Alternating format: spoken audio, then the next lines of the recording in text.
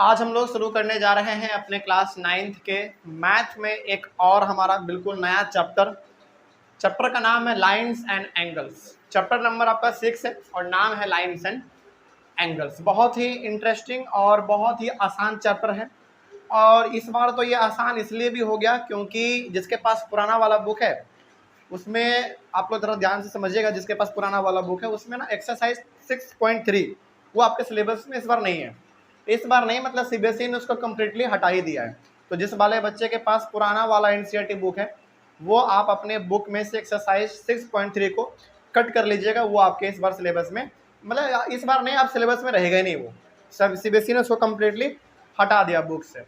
तो पहले हमारे इस चैप्टर में 3 एक्सरसाइज हुआ करता था, 6.1, 6.2 और 6.3, जिसमें से 6.1 में और 6.2 में ऐसे भी कम सवाल है और 6.3 में भी कम ही सवाल है, लेकिन उसको भी हटा दिया है। तो यहाँ पे हम लोग कह सकते हैं कि ये चैप्टर हमारे लिए और थोड़ा सा ईजी हो गया। उतना कुछ इसमें है नहीं, बस हम लोगों को बहुत कुछ पढ़ना होता है। किसके बारे में? लाइन्स और एंगल्स के बारे में। लाइन्स और एंगल्स के बारे में यदि अच्छा आपको समझ है तो फिर ये चैप्टर आपके लिए बहुत ही आसान होने वाला है। नहीं भी है कोई बात नहीं, सबसे पहले हम लोग वही क्लियर करेंगे अपना। ठीक है, चलिए शुरू करते हैं। तो चैप्टर नंबर 6 नाम है लाइन्स एंड एंगल्स। शुरू करते हैं। इसमें जो आपका एक्सरसाइज 6.3 होगा उसको आप काट लीजिए। ये छोटी सी जानकारी आपको ये पढ़ने से पहले। अब जरा थोड़ा सा बातों को समझा जाए। देखिए चैप्टर के हेडिंग को आप ध्यान से देखेंगे ना तो इसमें 2 वर्ड है बस इंपॉर्टेंट जो ध्यान देने लायक है। पहला लाइन्स, दूसरा एंगल्स। अब इन दोनों टर्म को समझाने का तो हम 2 मिनट के अंदर समझा सकते हैं, ठीक है, लेकिन केवल इतना समझ लेने से क्या काम आपका चल जाएगा? नहीं, इसके लिए आपको बहुत सारे अलग अलग इंपॉर्टेंट टर्म समझने पड़ेंगे। हालांकि जब हम लोग बहुत सारे इंपॉर्टेंट टर्म समझ रहे होंगे तो उसी बीच में हमारा ये भी आ चुका होगा और खत्म भी हो चुका होगा। तो इन दोनों को तो समझेंगे ही साथ हमारे पास कुछ और इंपॉर्टेंट टर्म्स हैं जो कि हम लोगों को एक्सरसाइज शुरू करने से पहले ये चीज समझ लेना चाहिए। ठीक है, बेसिकली कह सकते हैं कि आज हम लोगों का अपने इस चैप्टर को लेकर इंट्रोडक्शन वाला क्लास है। ठीक है, चलिए तो हमारे इस चैप्टर में अलग अलग इंपॉर्टेंट टर्म्स इस्तेमाल होंगे। उन सारे इंपॉर्टेंट टर्म्स को एक जगह पे हम लोग सबसे पहले लिख लेते हैं और समझ लेते हैं कि आखिर वो इंपॉर्टेंट टर्म्स हमसे क्या कहना चाहता है। ठीक है, चलो अब सबसे पहले ध्यान से आप लोग समझेंगे एक एक करके, क्योंकि चैप्टर हमारा थोड़ा सा इंटरेस्टिंग भी है और इम्पॉर्टेंट भी है। तो आज का क्लास बेसिकली हम लोगों का होने वाला है इंट्रोडक्शन। ठीक है, चलिए शुरू किया जाए। थोड़ा आप ध्यान से देखेंगे आप लोग। तो बेसिकली आज का क्लास हमारा इंट्रोडक्शन। एक बार हम फिर से बता दे रहे हैं, चैप्टर बड़ा आसान है और बहुत ही छोटा है, तो उतना इसमें आपको पैनिक होने की जरूरत नहीं है, घबराना नहीं है, बिल्कुल आराम से चलते चलेंगे हम लोग। ठीक है, चलिए सबसे पहला हमारा इसमें इंपॉर्टेंट टर्म। अच्छा, इसमें ना जब हम आपको अलग अलग इंपॉर्टेंट टर्म के बारे में बता रहे होंगे ना आपको हंसी भी आएगा कि सर इसको क्यों बता रहे हैं, तो हमको मालूम ही है ना, लेकिन कोई बात नहीं, मालूम है आपको, अच्छी बात है, एक बार रिवाइज हो जाएगा हम लोग का और थोड़ा बहुत हम लोग एक्स्ट्रा भी जानने की इसमें कोशिश करेंगे। ठीक है, जैसे देखिए सबसे पहला हमारा इंपॉर्टेंट टर्म ये पॉइंट्स। क्या आप पॉइंट को नहीं जानते हैं? जानते हैं, लेकिन शायद आपको ये ना मालूम हो या फिर है, हो भी सकता है कि पॉइंट का दूसरा नाम वर्टेक्स भी होता है है कि नहीं? मतलब कि जब हमने पॉइंट पहली बार लिखा था आपको लगा होगा कि सर ये तो मालूम ही है ना, लेकिन जब हमने पॉइंट का नाम हमने वर्टेक्स भी दे दिया तो शायद आपने सुना होगा, ऐसा बात नहीं है, लेकिन थोड़ा बहुत आपको यहाँ पे अच्छा भी लगा होगा कि अच्छा पॉइंट को वर्टेक्स भी कहते हैं। ठीक है, मतलब कि पॉइंट्स आप बोलो या फिर आप पॉइंट वर्टेक्स बोलो, बात सेम होता है। आप इसका एग्जाम्पल देख लीजिए। जैसे सपोज कीजिए कि हमारे पास ये एक पॉइंट है, ये एक पॉइंट, ये एक पॉइंट, ये एक पॉइंट। अच्छा, पॉइंट तो हम लोग हर जगह पे देखते हैं। जैसे मान लीजिए यदि हम एक ट्रायंगल बनाते हैं तो यहाँ भी हमारे पास 3 पॉइंट है, 1 2 3, इसी को पॉइंट कहते हैं। आपको पॉइंट कहने का मन नहीं है तो आप उसको वर्टेक्स भी कह सकते हैं। ठीक है, तो इस तरीके से हमारा ये पॉइंट आप इसको नाम ए दे दो, बी सी डी, कुछ भी हो सकता है। तो पॉइंट को बेसिकली हम लोग वर्टेक्स के नाम से भी जानते हैं। चलिए आगे बढ़ा जाए। जहाँ डाउट हो वहाँ पे तुरंत आप लोग बोलेंगे। ठीक है, सर डाउट है, दोबारा समझाया जाए तो हम उसको दोबारा भी समझाएंगे। दूसरे नंबर पॉइंट या फिर वर्टेक्स के बाद दूसरे नंबर पे हमारा लाइन सेगमेंट। लाइन सेगमेंट एक एक करके हम लोग बहुत ही गहराई से समझते हुए चलेंगे। लाइन सेगमेंट का मतलब क्या होता है? देखिए आपने ना 3 प्रकार का स्ट्रेट लाइन देखा होगा, अब उन तीनों का नाम अपना अलग अलग है, और यदि वो आप समझ गए, लाइन से यदि आप समझ जाते हैं और एंगल किसको कहते हैं वो समझ जाते हैं, तो पूरा चैप्टर आपके लिए बहुत ही एकदम हलवा होने वाला है, बहुत आसान होने वाला है। जैसे सपोज कीजिए कि हमारे पास ये है और इसका ना एक पॉइंट यहाँ पे है और एक पॉइंट यहाँ पे, आप नाम दे दो सपोज ए और बी। यहाँ पे देखिए ये हमारा एक स्ट्रेट लाइन था, यहाँ पे हमने एक और एक 2 पॉइंट हमने फिक्स कर दिया। तो जब किसी स्ट्रेट लाइन का 2 पॉइंट क्या हो जाए, फिक्स हो जाए, उसी को हम लोग कहते हैं लाइन सेगमेंट। लाइन सेगमेंट को हम लोग और थोड़ा सा ऐसे समझ सकते हैं कि इसको हम ना ही उधर बढ़ा सकते हैं, ना ही इधर बढ़ा सकते हैं, ना ही इसको छोटा कर सकते हैं, नहीं कर सकते। क्यों? क्योंकि पॉइंट हमारा कैसा है, फिक्स है। यही हमारा होता है लाइन सेगमेंट। कोई दिक्कत इसमें? तो लाइन सेगमेंट का मतलब क्या हो गया कि 2 पॉइंट फिक्स होंगे और इसको आप आगे पीछे बढ़ा नहीं सकते हैं, बिल्कुल फिक्स होता है। ठीक है, इस प्रकार का डिजाइन आपको कहीं पे दिख जाए समझ जाइएगा वो क्या है, लाइन सेगमेंट है। आगे बढ़ते हैं फिर तीसरे नंबर पे है हमारा सिंपली लाइन। सिंपली लाइन छोटा छोटा डिफरेंस है बस, बहुत छोटा छोटा डिफरेंस है बस। चलिए इसका देख लिया जाए, इसमें क्या है। यदि कहीं पे आपको इस प्रकार का स्ट्रक्चर दिख जाए और दोनों तरफ एरो दिख जाए, नाम आप कुछ भी दे सकते हैं इसका, पॉइंट ए और पॉइंट बी, कुछ भी नाम आप दे सकते हैं, पॉइंट नाम देने के लिए कोई भी पाबंदी नहीं है। तो आपके पास एक लाइन दिख गई और दोनों तरफ एरो है, और ये एरो हमको बताता है कि देखो इसको ना आप इधर ही बढ़ा सकते हो, इधर भी बढ़ा सकते हो, यानी कि इसको आप अपने अकॉर्डिंग चेंज कर सकते हैं। तो ये हमारा हो गया लाइन। ठीक है, क्या इसको चेंज कर सकते हैं? नहीं कर सकते, इसको हम लोग चेंज कर सकते हैं, ये हमारे ऊपर डिपेंड करता है। तो ये हमारा हो गया लाइन। तो जब भी सवाल में इस प्रकार का स्ट्रक्चर दिख जाए समझ जाइएगा कि वो लाइन का बात कर रहा है। ठीक है, आगे बढ़ते हैं। तो यही हमारा लाइन हो गया। उसके बाद चौथे नंबर पे आ जाइए। लाइन के बाद है हमारा रे। हाँ, इसका बहुत ज़्यादा इंपॉर्टेंट है एंगल में। जब हम लोग एंगल पढ़ रहे होंगे ना तो यहाँ पे इसको हम लोग रे को बहुत अच्छी तरीके से देखेंगे। हालांकि पहले यहाँ पे देख लेते हैं हम लोग रे होता क्या है। इसका पॉइंट आप ए दे दो नाम और ये बी दे दो। जैसे देखिए ये हमारा रे कहलाता है। इसमें क्या है, इसमें एक तरफ एरो होगा और एक तरफ हमारा पॉइंट फिक्स होगा, मतलब कि आप इसको केवल इधर की ओर ही बढ़ा सकते हैं। अच्छा मान लीजिए यदि हमारा इस प्रकार का दिया हुआ रहता तो क्या ये रे, ये क्या ये रे नहीं है, ये भी रे है।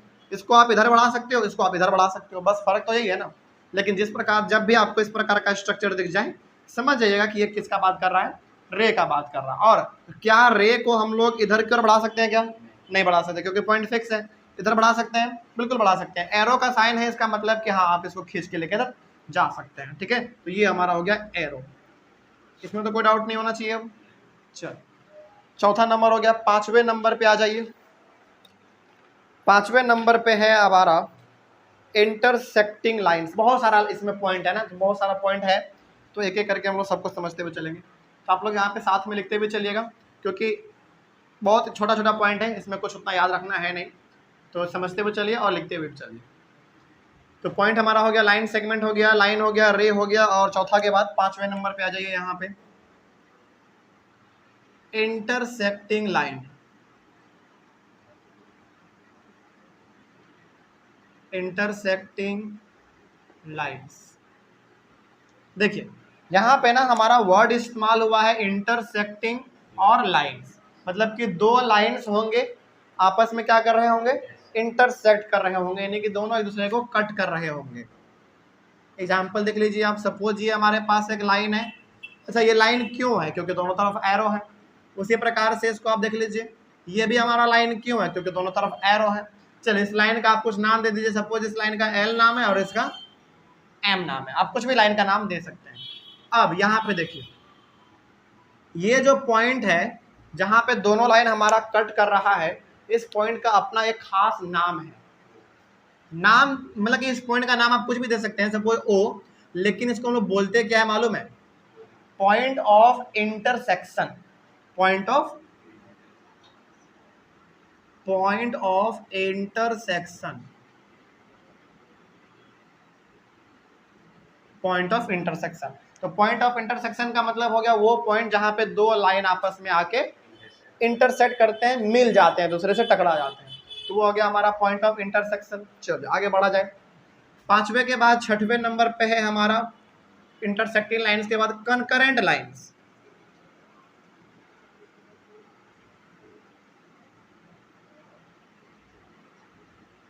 स्पेलिंग देख लीजिए, गलती नहीं लिखिएगा। CONCURRENT, concurrent lines. इसका मतलब क्या है ये भी समझना बहुत आसान है। देखिए, कंकरेंट लाइन का मतलब है जब एक सिंगल पॉइंट से बहुत सारे लाइन आपस में क्रॉस कर जाए इसी पॉइंट से, तो उसको हम लोग कह देते हैं,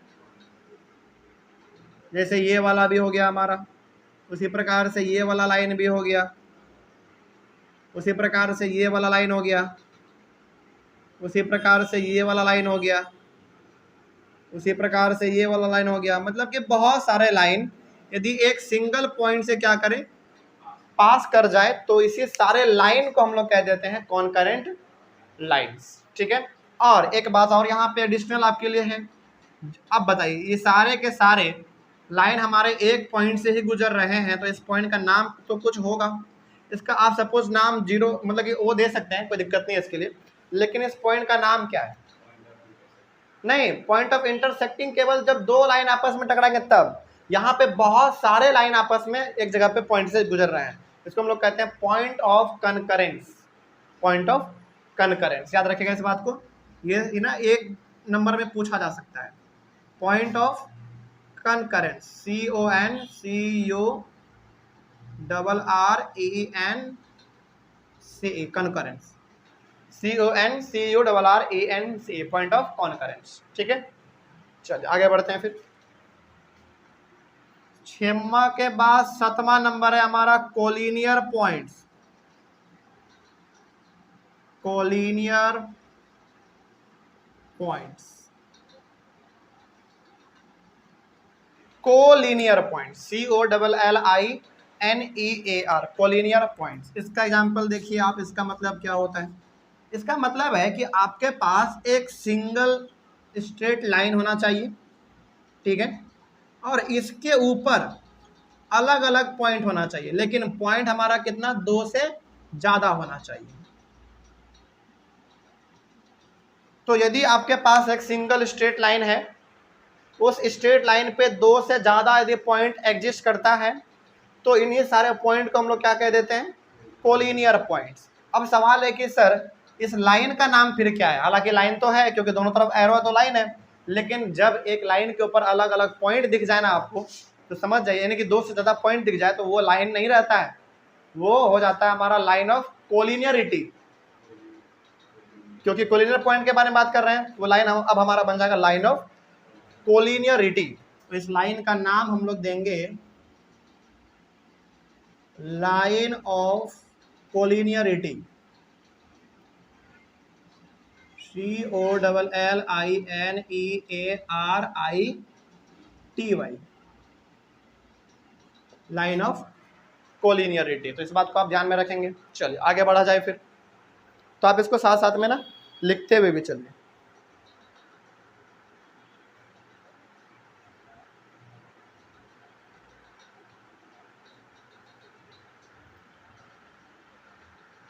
आगे बढ़े फिर, चलो साथ में आप लोग लिखते हुए भी चलेंगे। 8वें नंबर पे आ जाइए आप, पैरेलल लाइंस।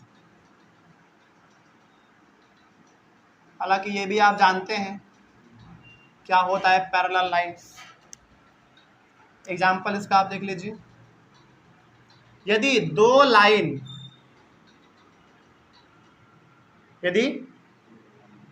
लाइन इस प्रकार से हो, मतलब कि 2 लाइन इस प्रकार से है कि इन दोनों के बीच का जो दूरी होगा वो क्या होगा, सेम होगा। सेम है इसका मतलब हो गया कि जब तक इसको आप आगे बढ़ाते रहेंगे तब तक वो हमेशा इसी रास्ते से ऐसे जाएगा, मतलब कि कभी भी दोनों एक दूसरे से दूर नहीं भागेगा और दोनों कभी एक दूसरे से जाके टकराएगा नहीं। तो उस लाइन को हम लोग कहते हैं पैरेलल लाइंस। ठीक है ना, इसमें कोई दिक्कत? तो पैरेलल लाइन का मतलब होता है वो लाइन जो कि बिल्कुल एक फिक्स्ड डिस्टेंस पे जाता रहेगा एक दूसरे के साथ, लेकिन कभी भी टकराएगा नहीं आपस में और कभी भी एक दूसरे से दूर भी नहीं भागेगा। तो ये हमारा हो गया पैरेलल लाइंस। इसका आप कुछ नाम दे सकते हैं, सपोज आप इसका नाम L दे दो, इसका नाम M दे दो, तो ये हो गया हमारा पैरेलल लाइन। और इन दोनों के बीच का जो दूरी होता है वो हमेशा क्या रहता है, सेम रहता है। ठीक है, चलिए आगे बढ़ते हैं फिर। अच्छा एक बात ना यहाँ पे हमको और कुछ एडिशनल बता देना चाहिए आप लोगों को। देखिए हाँ, एक चीज़ जरा यहाँ पे देखिए, तो जैसे हमारा यहाँ पे हमने बताया आपको लाइन सेगमेंट ए बी। ठीक है, इस लाइन सेगमेंट को ना यदि आप इतना बड़ा नहीं लिखना चाहते हैं, छोटा लिखना चाहते हैं, तो आप क्या करो, ए बी लिख दो और इसके ऊपर इस तरीके से आप ऊपर वाला लाइन सेगमेंट वाला स्ट्रक्चर बना दो। तो ये हो गया हमारा ये। अब जैसे आप कॉपी में लिखेंगे ये चीज़, तो टीचर आपके समझ जाएंगे कि अच्छा बच्चा क्या लिखना चाह रहा है, एक लाइन सेगमेंट लिखना चाह रहा है जिसमें क्या है, दो पॉइंट है, उस पॉइंट का नाम क्या है, ए और बी। तो इसको लिखने का तरीका ये होता है। उसी प्रकार से यदि आप लाइन को इतना बड़ा ना ड्रॉ करके छोटा सा लिखना चाहते हैं, तो आप इसमें भी क्या कर सकते हो, ए बी लिख दो, इसके ऊपर इस प्रकार का स्ट्रक्चर बना दो। ठीक है ना, उसी प्रकार से आप इसमें भी कर सकते हैं, रे में आप ए बी लिख दो और इस तरीके से आप एक स्ट्रक्चर बना दो। तो ये हमारा क्या बताता है, ये बताता है कि ये रे है, ये लाइन है और ये लाइन सेगमेंट है। ठीक है ना, इस तरीके से थोड़ा सा हमारा सवाल बनाने का तरीका और अच्छा हो जाता है, एक मतलब कि एक वेल डिफाइंड तरीके से समझा जाता है आपको। ये मतलब कि इस तरीके से यदि आप लिख देते हैं तो टीचर समझ आता है कि हाँ बच्चा चीज़ों को समझ चुका है, इसमें कोई डाउट। अब चलिए आगे बढ़ते हैं। पैरेलल लाइंस के बाद अब आप आगे बढ़ जाइए। उसके बाद है हमारा एंगल वाला कॉन्सेप्ट, बहुत सारा इसमें पॉइंट है। 8 हो गया, 9वां नंबर पे अब एंगल। एंगल क्या होता है जरा समझिए। एंगल यदि आपको इतना बड़ा वर्ड लिखने का मन नहीं है तो इसको हम डिनोट कैसे करते हैं, एल लिख देते हैं और ये छोटा सा एल हमारा जो है ना झुका हुआ होना चाहिए थोड़ा सा। हम लोग इंग्लिश में एल कैसे लिखते हैं, ऐसे लिखते हैं, लेकिन इसको आप क्या करो, बस थोड़ा सा ऐसे ऐसे झुका के लिख दो, बस हो गया। ये हमारा एंगल को लिखने का तरीका होता है। ठीक है, ये हमारा एंगल को रिप्रेजेंट करने का तरीका होता है। अब एंगल हमेशा हमारा कैसा बनेगा वो देखा जाए। देखिए यहाँ पे ना आपको पहले हम कुछ बातें बता देते हैं। इसको आप ए नाम दे सकते हैं, इसको बी और इसको सी।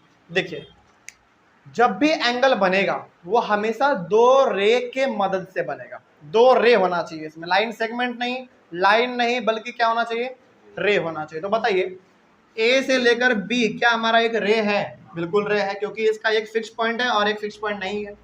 क्या बी और सी भी हमारा एक रे है, बिल्कुल एक रे है। ठीक है ना, और इन दोनों में पॉइंट कॉमन कौन सा है, पॉइंट बी। तो इसको हम लोग कह देते हैं कॉमन पॉइंट, इसको हम लोग कह देते हैं कॉमन, इसको हम लोग कॉमन पॉइंट के नाम से इसको जानते हैं, मतलब कि दोनों में जो कॉमन है। ठीक है, अच्छा अब यहाँ पे सवाल है कि सर ये दोनों हमारा रे तो हो गया, लेकिन एंगल कहाँ पे बन रहा है।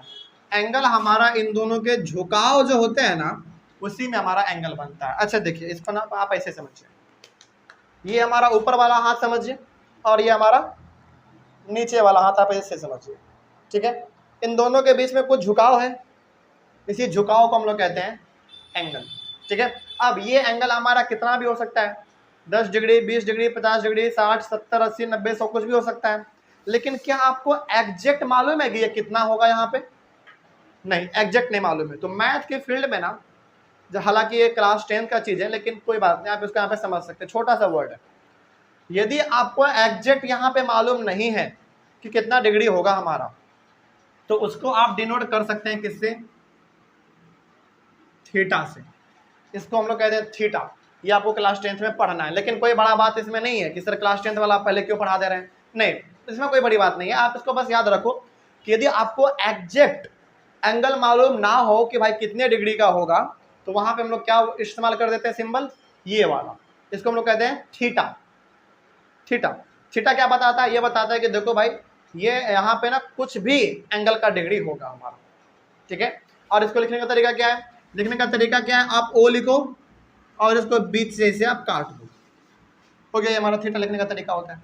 ठीक है, तो एंगल में आपको ये समझ में आया कि एंगल हमेशा बनेगा हमारा दो रे के मदद से, पहला बात। दूसरा, यहाँ इन दोनों के झुकाव जो है ना, इन दोनों के बीच के झुकाव को हम लोग कहते हैं angle.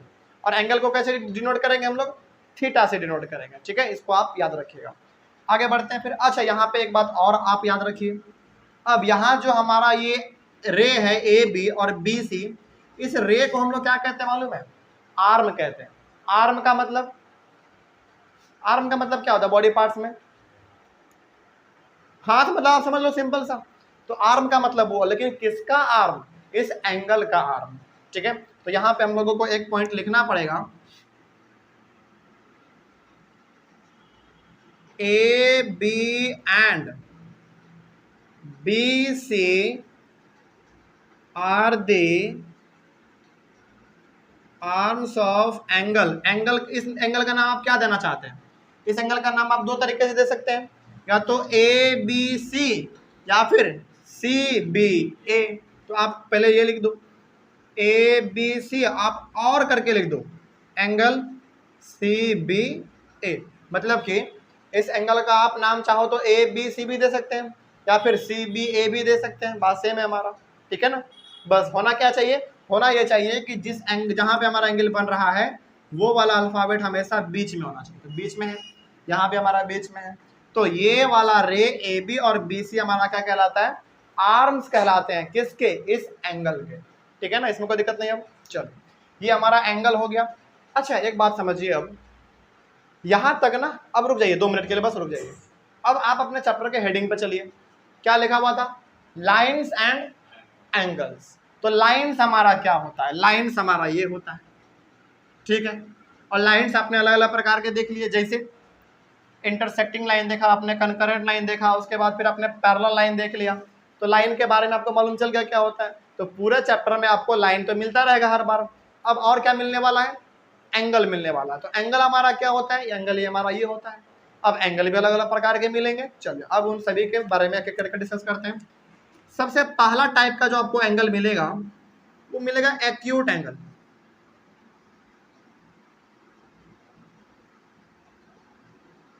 ACUTE, acute angle. Acute angle का ना एक खास बात है। क्या खास बात है इसका? एक्यूट एंगल का खास बात यह है कि ये 0 डिग्री से बड़ा होता है लेकिन 90 डिग्री से छोटा होता है। तो थोड़ा सा आप यहाँ पे लिख लीजिएगा,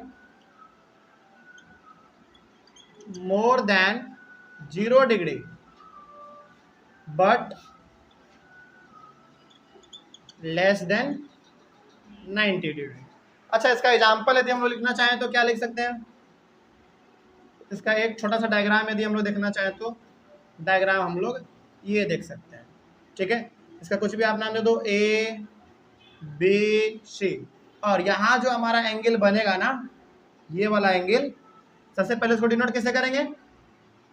थीटा से। क्यों थीटा से? क्योंकि एग्जैक्ट हमको तो नहीं मालूम है ना कितना होगा, लेकिन हाँ ये तो मालूम है कि 0 से बड़ा होगा, 90 से छोटा होगा, लेकिन क्या उसके बीच में एग्जैक्ट कौन सा होगा ये मालूम है क्या? नहीं मालूम है। तो इसका मतलब ये हो गया कि यहाँ पे हमारा जो भी एंगल आएगा वो 0 से बड़ा ही होगा और 90 से छोटा होगा। तो ये हमारा होता है एक्यूट एंगल। ठीक है, ये इसका छोटा सा डायग्राम हो गया। आगे बढ़ जाते हैं हम लोग 10 नंबर के बाद। अब आप यहाँ पे आ जाइए 11 नंबर पे।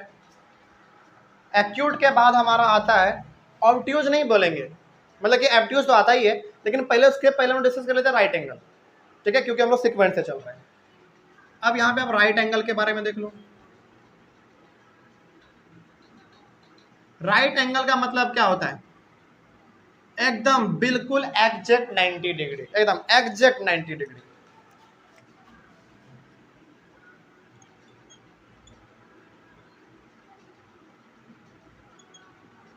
Exactly 90 degree. इसका आप एग्जांपल देख लो एक, जैसे ये वाला एग्जांपल देखिए,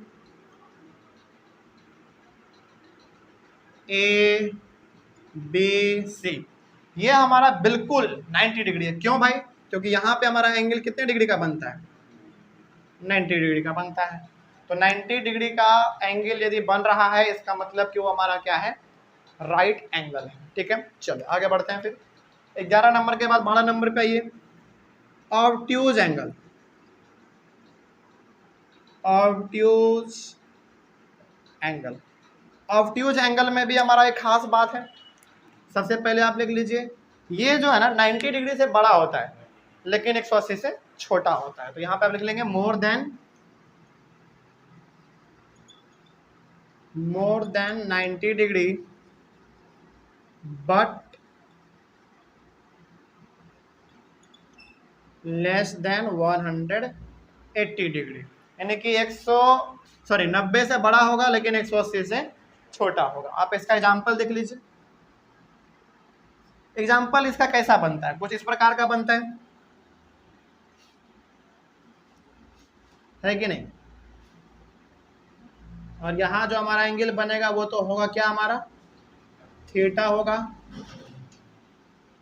देखिए यहाँ पे आपको समझने वाली बात ये है, ये हमारा ना जो एंगल यहाँ पे बनेगा वो 90 से बड़ा होगा लेकिन 180 से छोटा होगा।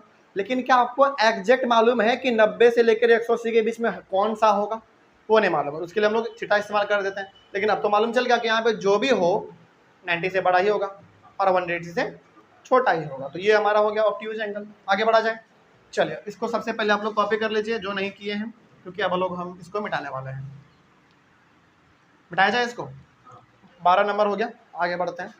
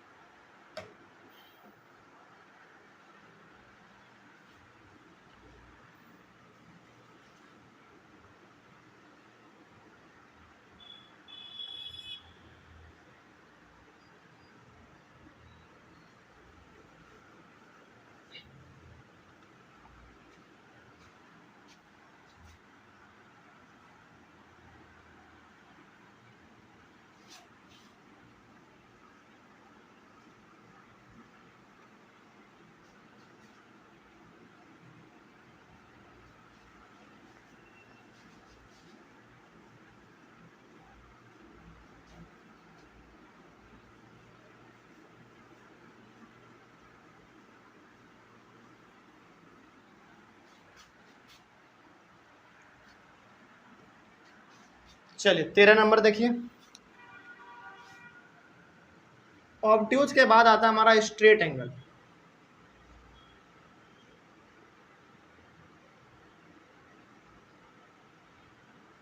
स्ट्रेट एंगल का सिंपल सा मतलब है बिल्कुल 180 डिग्री, एग्जैक्टली 180 डिग्री। इसका एग्जांपल आप देख लीजिए। एक हमारा ये सीधा सा स्ट्रेट लाइन है, यहाँ पे हमारा पॉइंट एक सपोज कर लीजिए, इस पॉइंट का नाम हमारा क्या है, ओ है। यदि मैं आपसे पूछूं कि बताओ एक हमारे पास स्ट्रेट लाइन है और ये हमारा पॉइंट उसके ऊपर ओ है, तो ओ के पास कितना डिग्री है, 180 होगा। तो यहाँ पे हमारा इसका जो भी एंगल होगा वो कितना होगा, एकदम ये तो हमको कन्फर्म मालूम है 180। यानी कि यहाँ पे आप क्या लिख सकते हो, थीटा बराबर 180 डिग्री। मतलब कि यहाँ पे जो एंगल का वैल्यू वो क्या है, वो कितना 180 हो। यहाँ पे ना आपको बिल्कुल मालूम होता है। यहाँ पे आप ये नहीं बोल सकते कि इतना से इतना के बीच में होगा, नहीं, वो तो आपको मालूम है एग्जैक्ट। जैसे राइट ट्रायंगल में, यानी कि राइट एंगल में क्या आप बोल सकते हैं कि इतना से इतना के बीच में होगा, नहीं, क्योंकि आपको मालूम हो एग्जैक्ट 90 होगा। मतलब कि वहाँ पे थीटा का वैल्यू कितना है, एकदम 90 है। उसी प्रकार से यहाँ पे एग्जैक्ट आपको मालूम है थीटा का वैल्यू कितना, 180 डिग्री है। ठीक है। अच्छा इसका ना थोड़ा सा और हम आपको प्रैक्टिकल एग्जाम्पल बताते हैं। आपके पास वो होगा प्रोटेक्टर, हाफ चांद वाला। उसमें आपने कभी गौर किया, सबसे नीचे में ना एक स्ट्रेट लाइन है, इधर भी 180 होता है, इधर भी 180 होता है। वो क्या बता रहा है, वो ये बता रहा होता है कि एक स्ट्रेट लाइन का वैल्यू कितना होता है, 180 डिग्री होता है। तो ठीक है, तो चलो आप वही मान लो कि हमारा, तो यहाँ भी इधर भी 180 होता है और इधर भी 180 होता है। ऐसा तो आपने देखा ही होगा प्रोटेक्टर में, आधा चांद वाले में। चलिए आगे बढ़ते हैं फिर। 13 के बाद 14 नंबर पे आइए। 14 नंबर पे है हमारा reflex angle. Reflex angle, reflex angle का भी एक खास बात है। क्या है, ये 180 से बड़ा होगा लेकिन 360 से छोटा होगा। More than 180 degree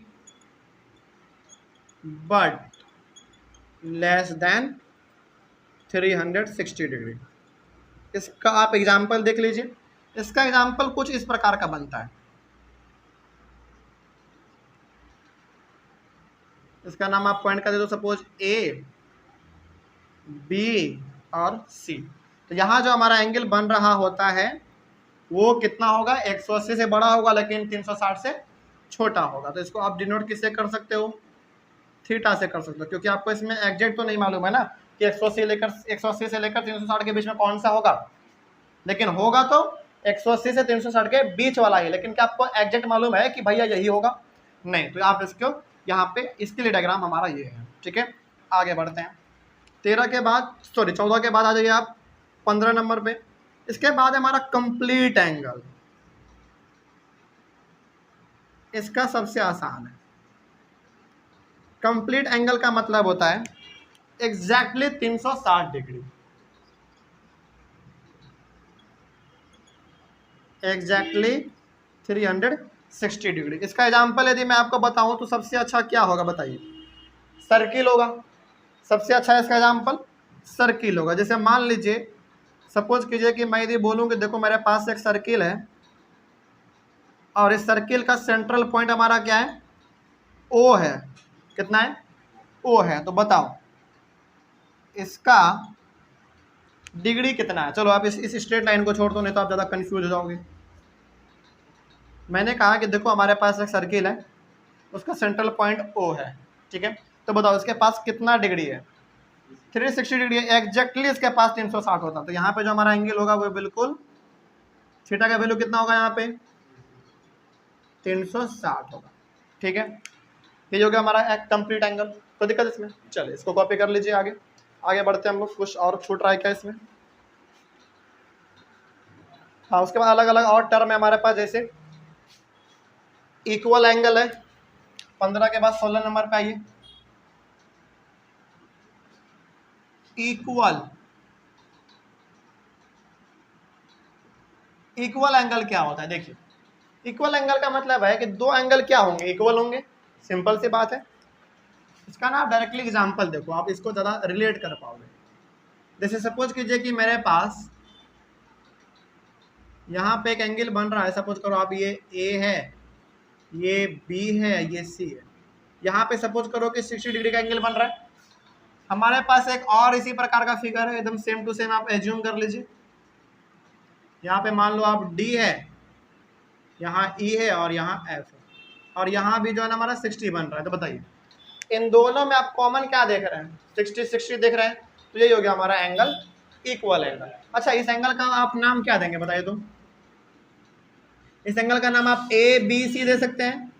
angle A B C equals to angle इसका डी ई एफ, इसका ये नाम दे सकते हैं आप। तो ये हो गया हमारा इक्वल एंगल का कॉन्सेप्ट, ठीक है। आगे बढ़ते हैं। 17 नंबर पे है angle bisector. Angle, angle bisector क्या होता है, देखिए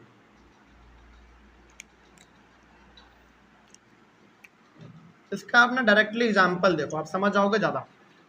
सपोज कीजिए कि मेरे पास ये एक फिगर है, ठीक है। इसका नाम आप सपोज ए बी और सी दे दीजिए, ठीक है। सबसे पहले तो बाइसेक्टर का मतलब समझिए। मतलब ये होता है कि वो चीज़ जो किसी दूसरे चीज़ को बिल्कुल हाफ यानी कि इक्वल पार्ट में क्या कर दे, डिवाइड कर दे, बांट दे उसको। तो सपोज कीजिए कि हमारा ना ये टोटल यहाँ पे बन रहा है। सपोज कर लीजिए कि आप टोटल कितना बन रहा है, यहाँ पे 60 डिग्री का एंगल यहाँ पे हमारा पूरा बन रहा है, ठीक है।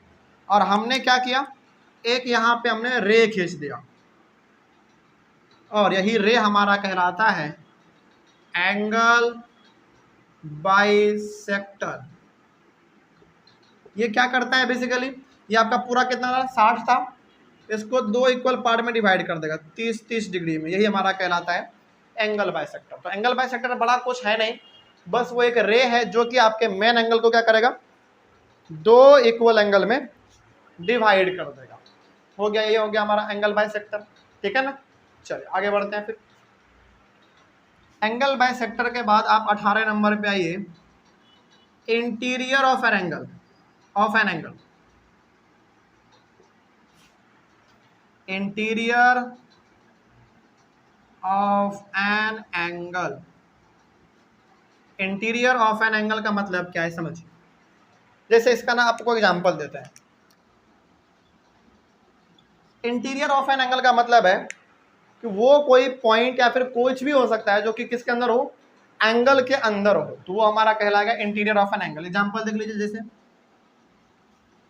हमारा एंगल कहाँ पे बन रहा है, यहाँ पे बन रहा है। चलो इसका नाम ए बी और आप सी दे सकते हैं, ठीक है ना। आगे बढ़ते हैं। तो बताइए ये जो हमारा एंगल बन रहा है वो इस रे के कारण और इस रे के कारण बन रहा है। तो सपोज करो कि मेरा एक पॉइंट यहाँ पे है, एक पॉइंट यहाँ है, एक पॉइंट यहाँ है, इसका नाम पी क्यू आर। तो ये तीनों का तीनों पॉइंट जो है ना हमारा वो एंगल के अंदर है ना।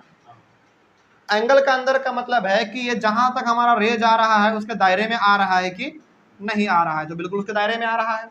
तो ये हमारा कहलाएगा इंटीरियर ऑफ एन एंगल, मतलब कि कुछ भी पॉइंट कुछ भी हो सकता है हमारा, वो पॉइंट, लाइन, लाइन सेगमेंट, रे, कुछ भी हो सकता है।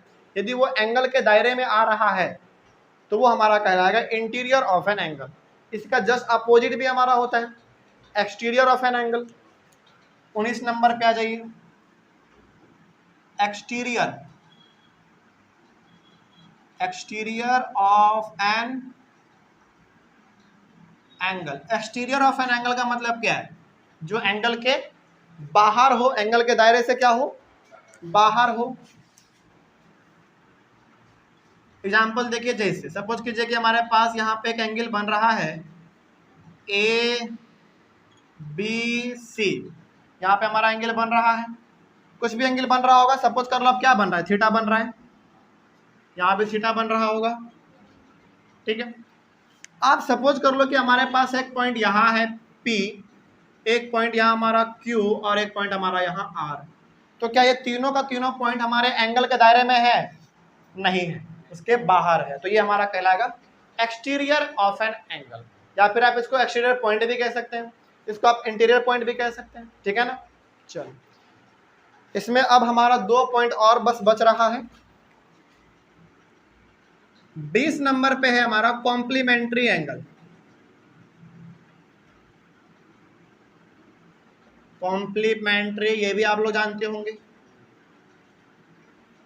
कॉम्प्लीमेंट्री एंगल का मतलब होता है दो एंगल का सम कितना होना चाहिए, 90 डिग्री होना चाहिए, तो हमारा कॉम्प्लीमेंट्री एंगल कहलाता है। तो यहाँ पे आप एक बात लिख लो, sum of two angles is 90 degree. यदि दो एंगल का सम हमारा कितना है, 90 डिग्री है, तो हमारा कॉम्प्लीमेंट्री एंगल कहलाएगा। इसका एग्जांपल आप देख लीजिए, सपोज कीजिए कि मेरे पास एक एंगल है 60 डिग्री और एक एंगल हमारे पास है 30 डिग्री, इन दोनों को जोड़ेगा कितना आएगा, 90 डिग्री आएगा। तो ये जो हमारे पास दो एंगल है, एक 60 और एक 30, इन दोनों को हमने जोड़ा तो आया हमारा कितना, 90 डिग्री। तो ये 90 डिग्री हमारा क्या कहलाएगा, कॉम्प्लीमेंट्री एंगल कहलाएगा, ठीक है। सॉरी एक मिनट, sum of two angles is 90 degree, और ये दोनों क्या कहलाएगा, ये दोनों कहलाएगा complement to each other. Complement to each other का मतलब है कि इन दोनों को जोड़ने के बाद ही हमारा 90 आ रहा है, ठीक है ना। तो जब दो एंगल को हम लोग आपस में जोड़ देंगे तो जो सम आएगा हमारा 90 डिग्री, उसको क्या कह देंगे, कॉम्प्लीमेंट्री एंगल कह देंगे। उसी प्रकार से हमारा एक और होता है, नाम सुना होगा आपने, सप्लीमेंट्री।